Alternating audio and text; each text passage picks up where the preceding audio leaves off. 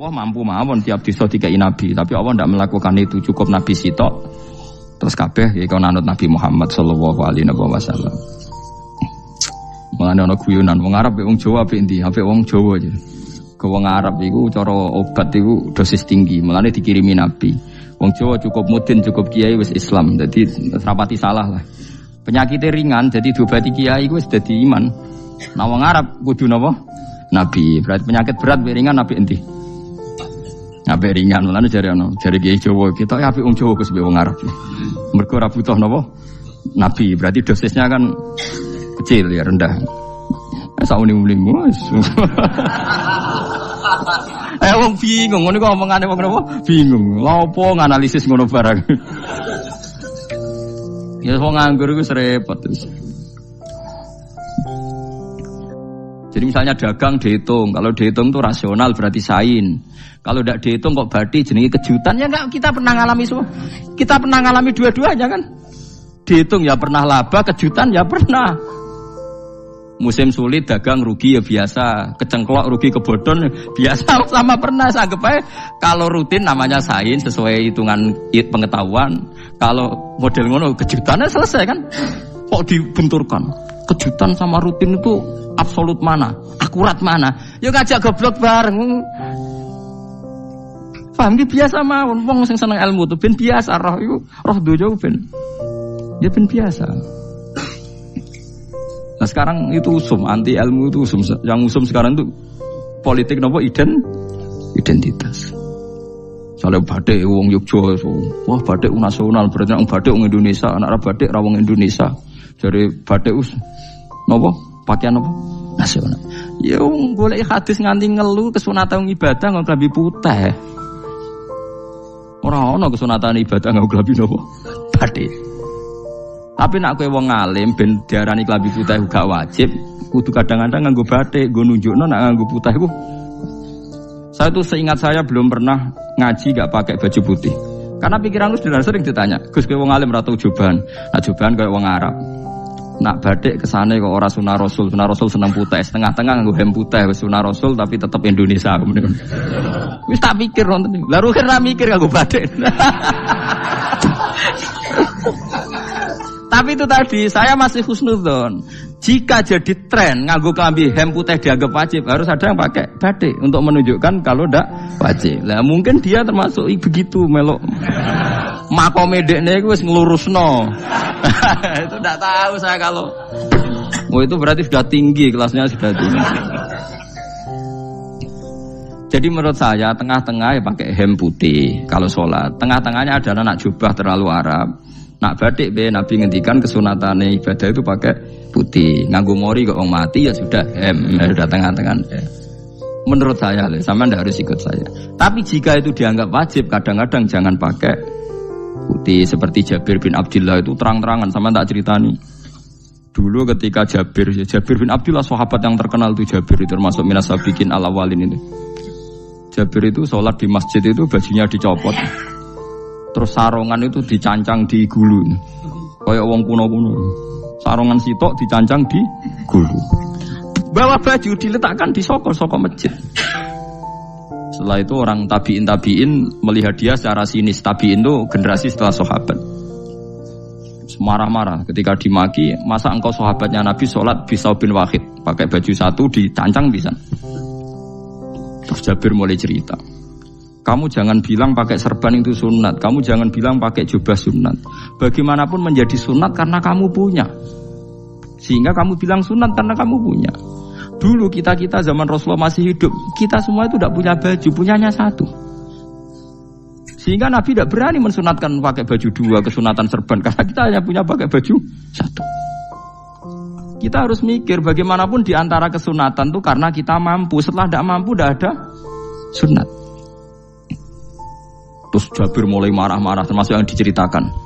Kalau kamu bungkus orang mati gimana? Ya tak bungkus utuh sampai sikil bedasi raketo. Ya kan ya, nah ini yang mati dibungkus sempurna tuh. Nanti kok pepes itu ya dibungkus, terus bariku lagi dibuka raine ya. Ya mus, sing mudin-mudin rai ya. Terus Jabir cerita. Cara kowe wajib to ora jare Jabir? Nggih wajib. Ya wajib mergo iso. Terus dia cerita, dulu Sayyid Hamzah, dulu bapak saya Abdullah Jabir bin Abdullah. Itu saking enggak adanya baju. Itu nak ditutup sirai mbek sarong, mboten kafan. Iku ketok sikile. Nak ditutup sikile ketok sirai. Akhirnya do matur Kanjeng Nabi kon nutupi sirah waj'al ala rijlihi shay'an min idkhirin. Akhirnya sing sikile ditutup suket. Saking gak anane baju. Kowe saiki Islam wis jaya kecangkeman sithik-sithik muni sunat kudu maki-maki mbek Jabir. Wis meneng jar. Terus terakhir ngendikan ngene, aku nglakoni iki liyaronil ahmak misluk, pancen tak jarak aku salat ngene iki bento-bento kowe ben roh. Nak dhisik jarak Islam ngene iki ya. Liyaroni al ahmak misluk, ahmak ku bento sing level tinggi, medium ngono. Itu ulama betul ya begitu. Saiki wong Islam jog tuku kurma gampang, sithik-sithik buka kurma, sunah Rasul mergo nganggo kurma. Ya perkarane ke kelar tuku, zaman kene Gunung Kidul melarat nganggo apa? Aneh-aneh iki. Makanya di fikih jelas, nek iso kurma, nek iso asal manis, nek iso asal gak nyolong titik wis. Kok cek repote hukum. Bagaimanapun kue kecangkeman muni sunan mergo mampu. Zaman kira mampu orang muni ngono padahal hukum itu dhisik-dhisik. Hukum itu baru apa sudah kemarin-kemarin? Wis menengae. Kula ge sering, ngger kula kan kiai, ngerbut poso sering sowan kathah. Kadang sing sowan luwih mlete timbang kula. Gus kurma Gus, nggo apa? Nggih sunat Gus. Ah sunah mbahmu pangan kowe. Oh kiai mbok warai ra sopan. Aku nak buka aku degan. Aneh-aneh ya. Namun ini sunah dia ora usah kecangkeman. Lagi buka kurma pirang tahun, lebih kali tahun Gus. Umur piro? 40 Gus. 38 tahun gak nggo sunah lagi 2 tahun gegere gak karuan. Biasa saja. Dulu Nabi itu ya biasa. Nabi kalau zaman ngendikan yang ngeper sampai 4 kali. Kalau gak mampu ini, kalau gak mampu ini. Nabi kalau ngendikan ya gitu sampai diulang-ulang.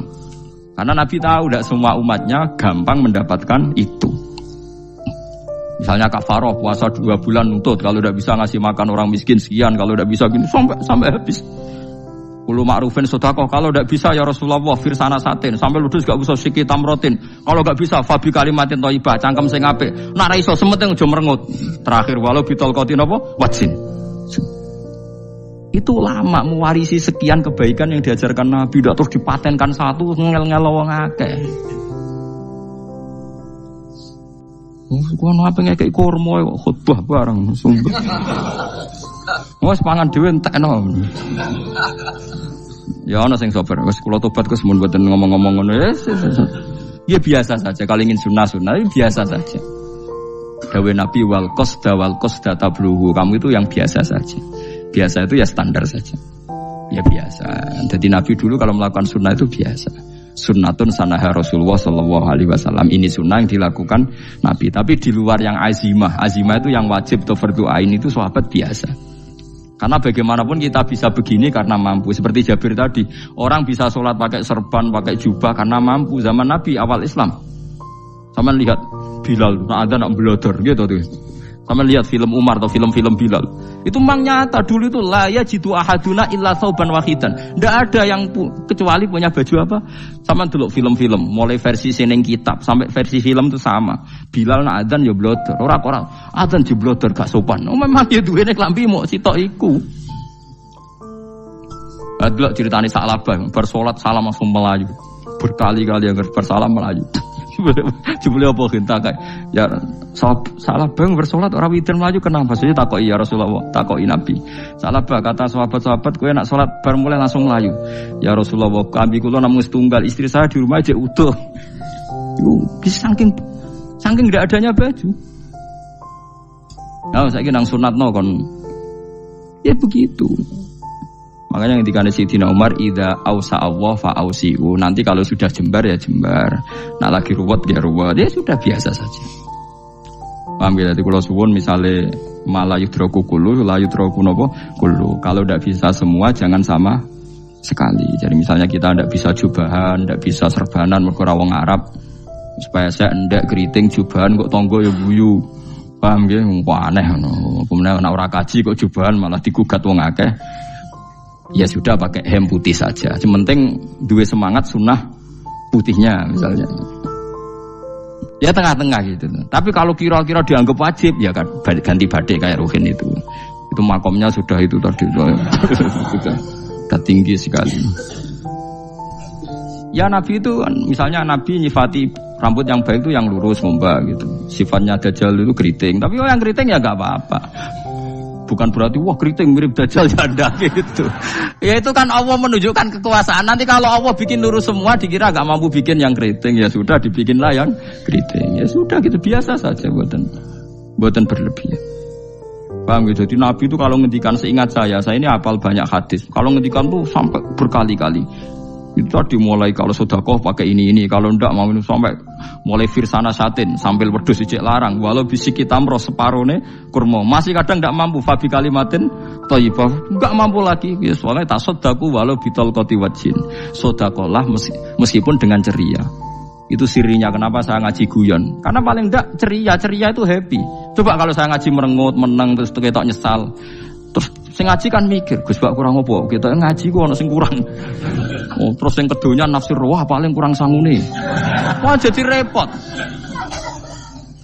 Mulane kula ngeten wis tak pikir, mang sampura tak pikir lho. Guyon kula mek sampean nangis mbon ndi ganjaran akeh ndi. Mergo guyon kula bi ilmen nangis sampean mikir utang. Jadi terakhir sedekah talqati wajhin, wajah yang ceria, yang happy. Kowe iki happy kan yo seneng, paling gak mikir nasibe kan. Kiai iku happy ben wis. Jajal misale kiai kok rogen sumpeng. Maca kukar kukur, bariku angop. Bariku kukur meneh. Kan wong mikir. Wayahe tanggale bayar apa piye kredite. Waduh.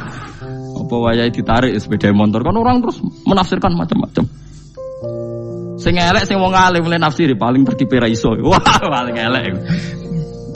Ya nak wong alim kan ana ukur-ukur mesti nak sing suudon kan paling macane bingung terkipe ngono. Ya macam-macam lah sesuai asumsi napa. Jadi kula suwun sama nak dadi kiai nak ra iso sedekah macamnya terakhir ceria. Mergo Nabi ngendikane terakhir tasaddaku walau bitol qati wajhin. Bersedekahlah meskipun dengan keceriaan napa muka atau wajah. Namun kalau itu Nabi diulang-ulang. Jadi kalau ngendikan tuh diulang-ulang. Sekarang tuh orang mau mendorong sunnah Rasul itu satu. Ya berat bagi yang nggak bisa melakukan itu apa? Yang nggak bisa melakukan itu apa? Berat. Jadi dibacalah hadis itu dibaca utuh. Ya bukan kita apa ya sekolah kepingine kabeh umat Nabi itu happy. Mergo selama itu tidak maksiat berarti anut ajaran Kanjeng Nabi Muhammad sallallahu alaihi wasallam. Ma khuyira Rasulullah baina amrayni ilakhtara aisarohuma malam yakun isman. Rasulullah itu tidak pernah disuruh milih dua hal yang berbeda kecuali milih yang paling gampang. Asal itu tidak barang dosa. Itu hadis muttafaq alaih. Ma khuyira Rasulullah baina amrayni ilakhtara napa aisarohuma malam yakun napa isman. Jadi Nabi itu tidak disuruh milih dua hal, mesti milih yang paling gampang asal tidak nopo dosa. Makanya Nabi kalau ditanya ya Rasulullah sampean nanti tawaf pakai unta apa enggak? Kesel ndi? Nggak kesel melaku, ya naik unta saja. Makanya Nabi kalau tawaf dulu pakai apa? Unta. Saya ingin mulai Arab Saudi PG MRT berkoordinasi Nabi unta atau saya ingin nganggo apa? Kereta lingkar. Sekarang baru diperdebatkan. Cek kurang ajar itu sebenarnya no tamu spesial, misalnya pejabat negara sebenarnya atau tawaf numpak kereta muter. Diarani rasa dhisik Nabi numpak unta, diarani sah cek kurang ajar ning dhuwur. Terus sampai angop-angop terus tawaf. Sampeyan muni sah ta ora ya, Jujur. Muni rasa Nabi dhisik tawaf. Ngagem unta muni sah kok kurang ajar. Wah, ya misalnya numpak kereta asenan anggap sithik-sithik sebeng 7. Kurang ajar juga.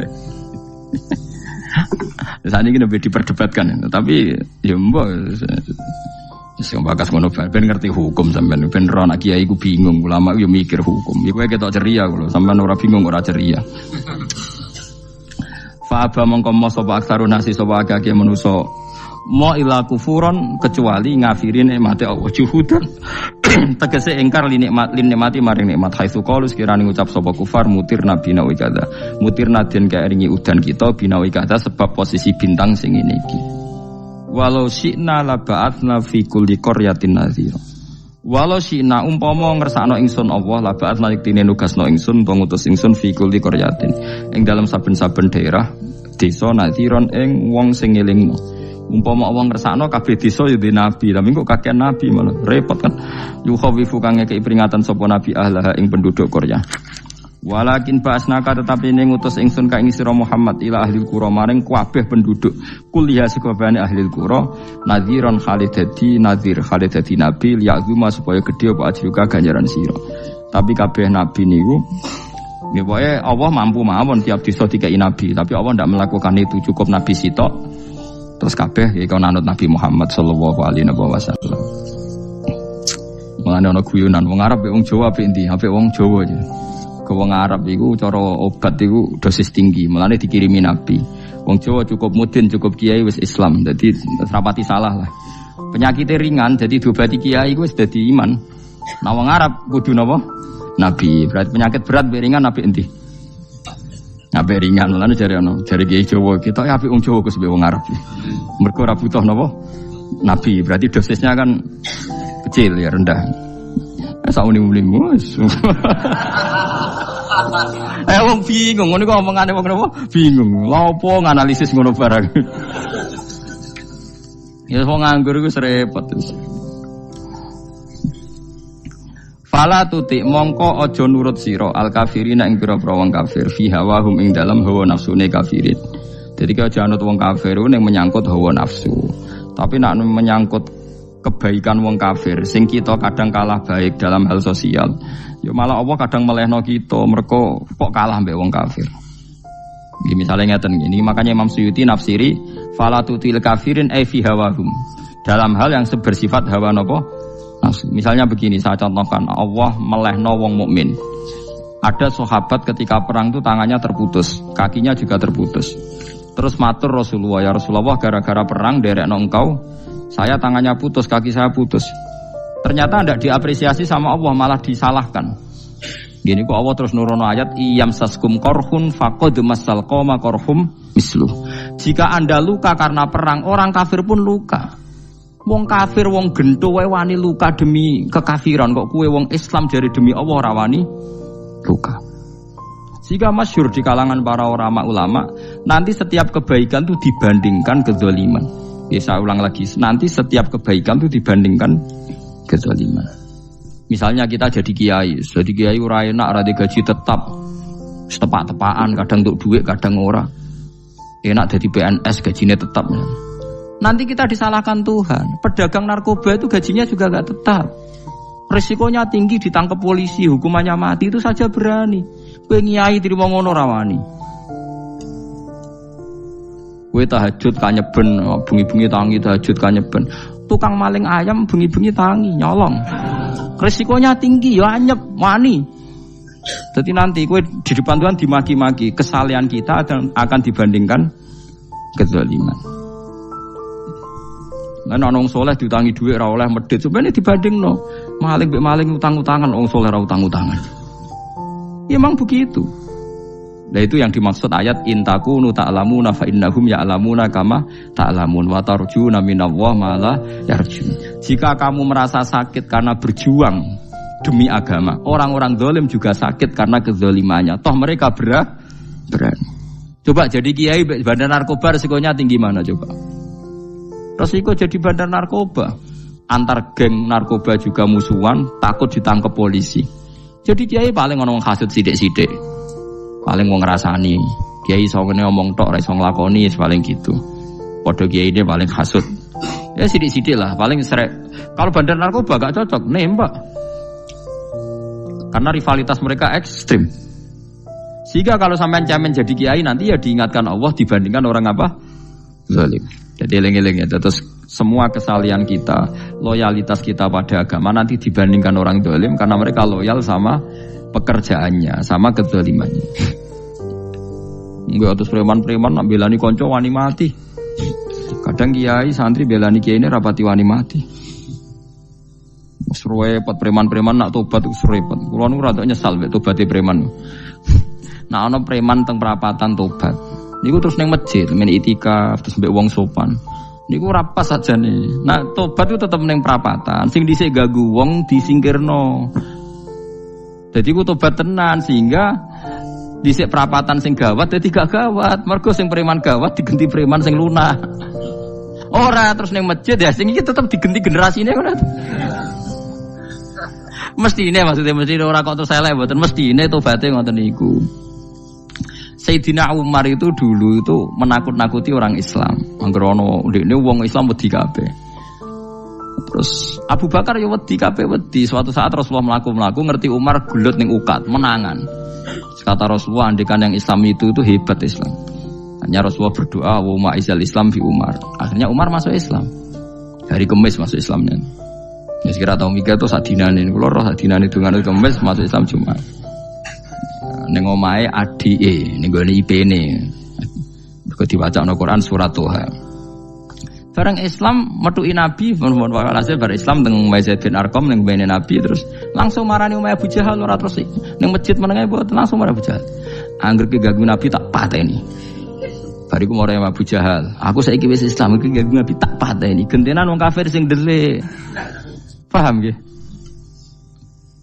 Jadi enak loh maksudnya. Lah misalnya terus Umar jadi sopan santun terus ketemu wong dilo, ketemu Abu Lahab monggo dari akhir. Wah, kacau. Artinya gak ada perubahan kan kalau gitu. Mana Ruhin mantan preman boten kok tobatin yang gini ora roh kok. Boten harus kiai dene. Mesti ini ngoten. Makanya Wahsy itu yang bunuh Sayyid siapa? Hamzah. Karena dia disuruh Hindun itu istrinya Abi Sufyan itu. Itu setelah membunuh Sayyid Hamzah dan dia Islam. Dan Nabi tidak siap melihat wajah Wahsy. Sumpahnya Wahsy apa? Saya bersumpah akan membunuh orang paling dibenci Rasulullah. Sebagaimana saya pernah membunuh orang paling dicintai Rasulullah. Terus tobatnya dia mateni Musailamah al-Kadzab. Wong sing ngaku Nabi ngarang Quran. Itu tuh sing mateni sinten? Wahsy. Jadi Wahsy sebagaimana aku pernah membunuh orang paling dicintai Rasulullah. Tobat saya membunuh orang paling dibenci Rasulullah. Nah, misalnya terus Wahsy tobat, terus sampean nyapu masjid, terus gak duwe selera tarung, zaman kafir tarungnya tenanan, bareng Islam nyapu masjid, bariku ngiseni jedinge, terus bareng dijak perang wedi wae repot. Ya niku ide kula tapi ora bisa mlaku. Nek mau cerita ilmu, sampeyan ora kudu nglakoni. Ya tugale wong preman brah-brah. Blojo narkoba entek akeh dilakoni, nggo judi diakoni. Sewengi orang preman itu kalau judi 2 juta 3 juta loh. Bareng tobat ngeboni masjid 10.000. Padahal donyane akeh. Mestine tobat yo. Saya zaman judi semalam 3 juta. Sekarang kalau pengajian atau ke masjid semalam 3 juta 100 lah minimal diluwai. Ora malah pas tobat nglebokno amplop masjid yo 10.000, kadang 2.000. Repot-repot. Tapi ya apik tobat, iki cerita. Tidak begitu, mestinya berbanding. Paham nek sampean takok tobat itu cara ulama nggih ngoten niku berbanding. Mulane riyen Khalid bin Walid itu jadi panglima perang Islam itu. Saya masih ingat makalahnya Khalid bin Walid, fakama anni aktsartul qatla fi kufri aktsartul qatla fi Islam. Dulu ketika saya kafir adalah sangat banyak membunuh orang Islam. Perang Uhud kalah itu karena panglima orang kafir adalah Khalid. Dia cakap sekali dalam ngatur strategi perang. So Khalid itu utek elek kan, pikirannya ala sahabat yang menuso ruhin es kayak wong wedok ambek apa jenenge ghanimah mesti medun. Nah sahabat ora kabeh kaya aku kan ono kaya kue barang macam-macam. Gunung Uhud itu dhuwure mok sak musolane iki jamira Gunung Uhud kaya Merapi niku mboten. Nah kaya Merapi amanah ning dhuwur tetep ra kenek, meleyang to. Jadi Gunung Uhud itu dhuwure mok sak musolane mbok dhuwur putih. Wong kula nate mriko bolak-balik kan gak bisa nek urung tahu. Kula kaya wong India dadi melok itikaf teng gunung lho. Uhud. Mbok piye dalile apa ya ora ero. Lah itu Khalid bin Walid pinter, dia ketika kalah itu muter ke belakang terus ghanimah itu dilepas. Ya dulu itu dalam perang dulu itu ghanimah itu kan perempuan sama apa? Ya sama barang-barang itu. Ketika dilepas itu dianggap sudah mengaku kalah. Ada sahabat yang ruhin itu udah akabir sahabat, ada sahabat papan atas, sahabat yang seperti itulah. Sahabat kebanyakan turun ternyata Khalid itu muter terus naik dari belakang. pas sahabat turun, dia naik dari apa? Yo penak karek manai kok dhuwur, itu akhirnya kalah. Itu ya gara-gara strategi ini Khalid bin Walid. Nah terus dia bersumpah, saya bersumpah semua kecerdasan saya, semua kecanggihan saya akan saya gunakan untuk membela Islam. Ini kelimake itu di perang Tabuk, di perang Yarmuk, di perang Tabuk. Itu di panglimani siapa saja yang ditunjuk Nabi itu kalah. Termasuk Ja'far bin Abi Thalib itu padahal panglima yang ditunjuk Nabi. Usamah ya kalah. Abdullah ya kalah. Semua yang ditunjuk Nabi itu mati semua. Akhirnya panglima diambil siapa? Khalid. Taruh saja gini strateginya. Anggap saja Arab itu padang pasir. Tidak, sampean biar tahu bahwa orang soleh yang cerdas itu banyak. Jangan kira soleh itu tidak butuh kecerdasan, butuh. Arab itu kan padang pasir. Mau jelas gini, gambarannya apa? Padang pasir. Itu kalau perang itu kan taruh saja orang Islam itu 3.000 musuhnya 10.000. Memang kejadiannya gitu, 3.000 musuh 10.000. Itu kan berbanding berapa itu? 30 ya? 1:3 ya? Nah itu dulu pasukan-pasukan Islam dulu itu sama-sama seperti saf salat. Jadi memanjang. Ya akhirnya perang itu kelihatan sekali mana yang sedikit, mana yang banyak. Habis Khalid strateginya dirubah. 100 orang di depan, anggap saja gitu. Pokoknya tak kayak gambaran coro Jawa paling gampang. Lagi maca kitabnya malah bingung loh. 100 pasukan kuda yang di depan tuh disuruh negarkan kuda, disebut fal mughirati subha itu. Yang itu wal adiyati napa? Dobha fal mughirati subha itu. Ini pokoknya anggap seperti itu. Fal muriyati apa? Qadha itu. Kuda yang 100 di depan disuruh menegarkan. Pokoknya kon gerak sehingga debu itu banyak bertebangan. Terus pasukan yang 3.000 itu disuruh memanjang. Memanjang sepanjang-panjangnya. Karena di depan ini ada tegaran kuda tadi, orang kafir yang di sana itu melihatnya ada bantuan datang baru. Wih, pasukan Islam toko wakah, panjang lagi. Dikira jumlahnya itu sampai 50.000 lebih. Paham sih kalau maksudnya? Jika wong kafir melaju perkara ini tidak mungkin kita tandingi, orang Islam dapat bantuan baru. Padahal ya wongnya podo. Mau baris setok dirubah. Nah misalnya sing mimpin Mustafa sebuah jare mati ya syahid, mati kabeh wong Islam. Nah itu artinya dia masih ingat betul, saya dulu pernah menggunakan kecerdasan yang sama untuk mengalahkan umat Islam. Saya bersumpah kecerdasan yang sama akan saya gunakan untuk memenangkan Islam. Coba bayang nonton ane padang pasir 3.000 orang, yang 100 di depan negarno kuda supaya pandangan tidak begitu jelas. Terus yang belakangnya memanjang dari jauh kan kelihatan pasukan dapat bantuan baru. Padahal ya orangnya sama. Akhirnya orang kafir merasa wah nggak imbang. Kita ada imbang karena orang Islam dapat bantuan. Terus menang perang itu.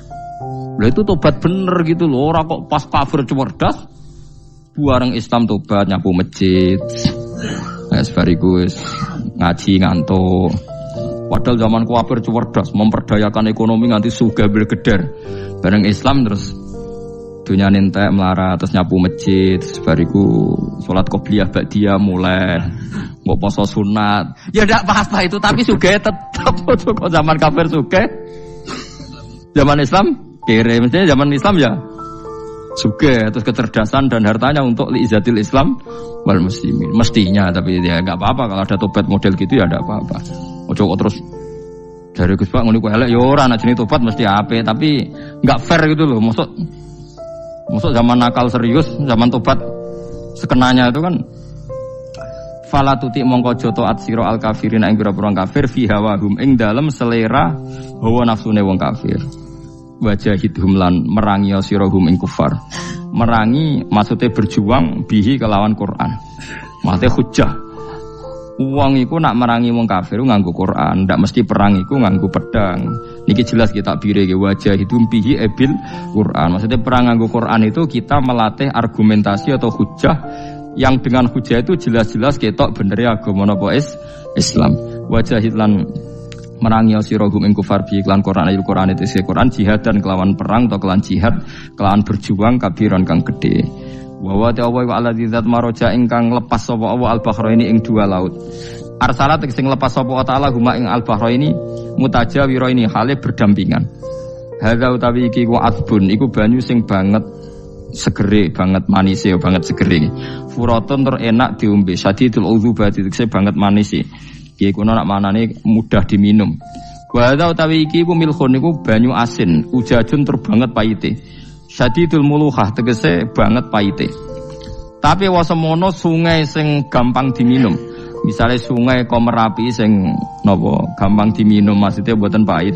Ketemu laut sing banget pahite meskipun banget asine, apa hakikate gawe wajah alalan gawe sapa Allah taala bainahuma antarane banyu sing napa tawar lan banyu sing asin, Allah gawe barzakhon ing pemisah, hajizan tekse pemisah. Kita ndak tahu pemisahnya piye, pokoke akeh sing cerita banyak di tengah laut itu air napa tawar. Layak tali itu ora campur apa hadu masalah sijine banyu asin lan banyu tawar bil akhir iklan sing liya mergo wonten apa hajiz ana pembatas.